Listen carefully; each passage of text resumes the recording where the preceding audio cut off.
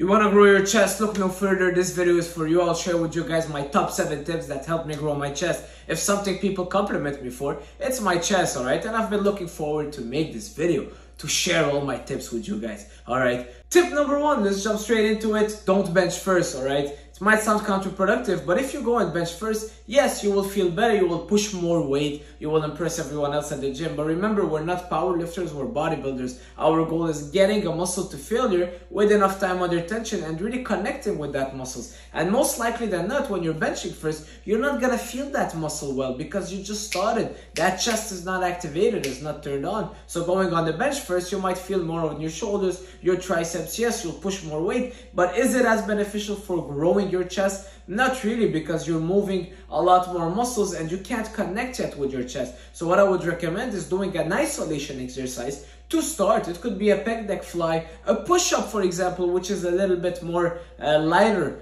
Alright, an isolation like flies or cable crossovers, or a machine, just to help you get blood in the area, pump up your chest, connecting with it before going on your bench. Yes, it will hurt your ego, but it doesn't matter because it will help you grow your chest. And now you're connecting better on your chest when you're pressing, you're feeling it better, and you will grow bigger. That's our goal. We're bodybuilders, not powerlifters. Number 2, it's not what you do, but how you do it. Alright, a lot of people want a certain exercise. Give me this, the rep range, what exercise I should do. But it's not what you're doing, but how you're doing it. I can bench differently and get different results. My friend can do 1, 2, 3, 4, and I can take my time on the way down, controlling the rep, more time under tension, locking out. Alright, no half reps for example, a better range of motion. The rep execution matter, the time under tension matter. It's not everything you see on paper that will translate to one formula, but it could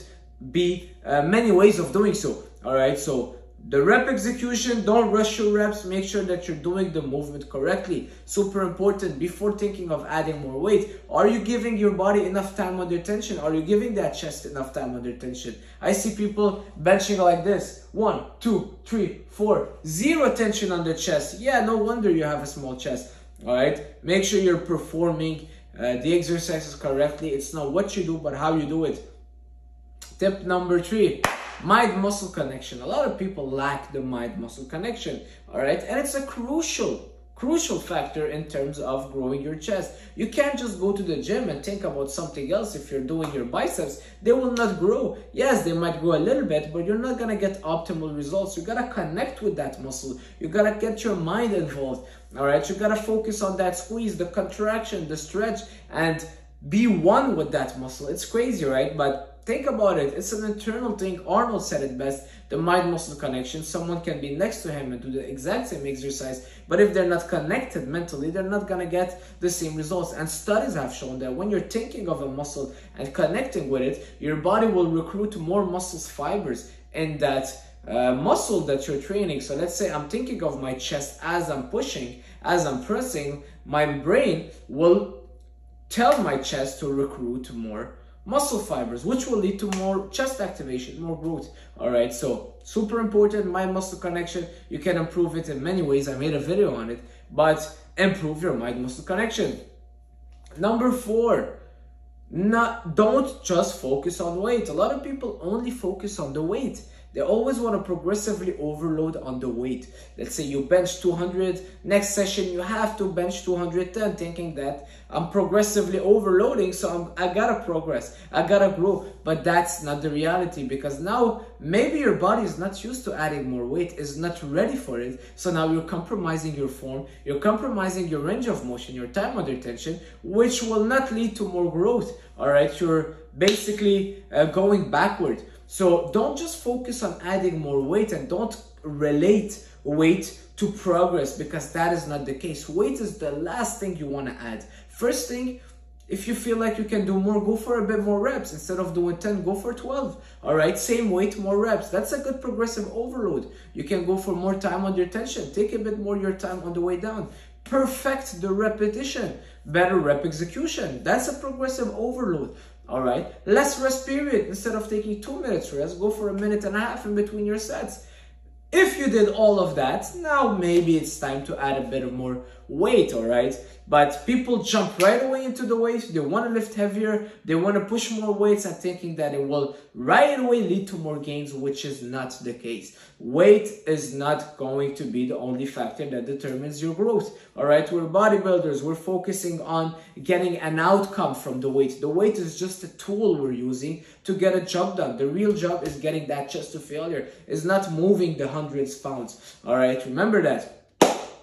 Next step. Super important, tip number 5, pre-exhaustion.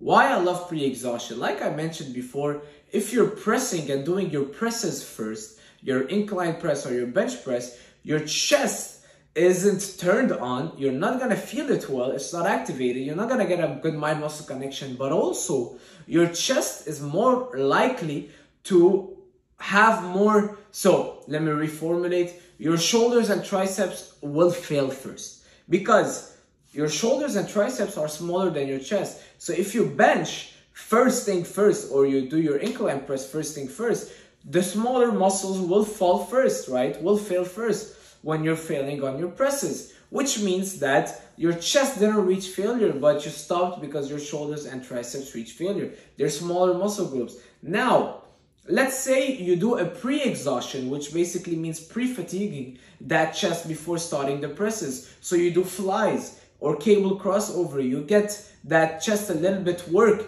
a little bit of stimulation before going to the presses. So now you arrive to the presses on the second exercise of that workout or the third. By that time, you already did your pre-exhaustion, so your chest is now at maybe 80% capacity. So now, let's say your chest here is 100% and that's your shoulders and triceps 100%. After the pre-exhaustion, your chest goes down to 80% and now your chest will fill at the same time as your shoulders and triceps, if not before, which is ideal because your goal is growing your chest, not your shoulders and triceps. All right, I hope you guys understand the point I'm trying to make is that if you're fatiguing your chest first, now your chest is more likely to fail first on those pressing exercises, which will lead to more growth. A lot of people go to failure on their bench, but their chest, they don't feel their chest. A lot of people would bench heavy, they can't do anymore. I'm like, do you feel your chest? No, I'm feeling it on my shoulders, but nothing on my chest. All right. So the goal is feeling that muscle. A muscle that you don't feel will not grow,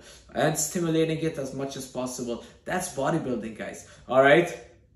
Next, number 6, master your push-up. A lot of people don't even master their push-up. They think that push-up, because it's a body weight exercise, they cannot grow. It's completely wrong. All right, push-ups are a staple in my training. It's super important. It's crucial. Make sure to include it. Make sure to have it in your workouts. Every single chest workout I'm doing at least 200, 300 push-ups. I would either start with it, sometimes I'll finish with it, 5-6 sets to failure to really get all the muscle fibers involved and getting them fatigued. But the push-up is also great, adding it as a superset. Let's say you just finished your bench, boom, jump on the floor and do push-ups to failure. It's not stressful on your nervous system, which means you can go to failure and you can play with the angles. It's a body weight exercise. If you fail, you fall on the floor. It's an amazing exercise, a great tool to help you grow your chest. I don't see people doing it much. All right. And tip number 7 to finish off, your training split has to be optimized.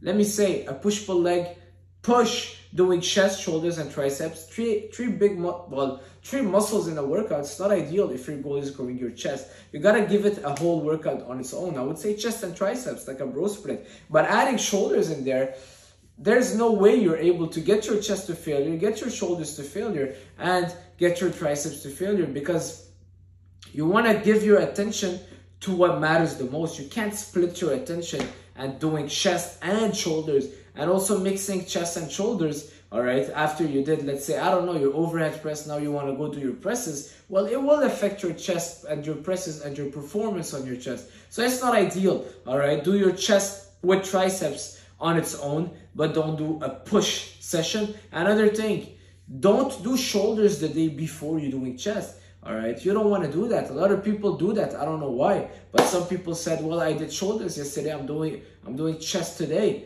Why? Your shoulders are very important in your presses and on your chest workout. So you don't want to be fatiguing them, because then it will affect your performance today on your chest. All right, so make sure you have at least one day between shoulders and chest, and don't do chest and shoulders on the same day. All right, that's pretty much it for this video, guys. Hopefully you liked it. If you did, please consider subscribing, liking, leave a comment, let me know if I forgot a tip that you think is useful, and watch this video on the screen.